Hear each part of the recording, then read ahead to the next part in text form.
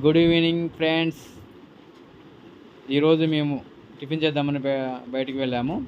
ఈ రెస్టారెంట్ వచ్చేసి Nellai తాటిబెల్లం coffee millets restaurant. ఇది ఖమ్మం జిల్లా ఖమ్మం టౌన్లో ఉంది.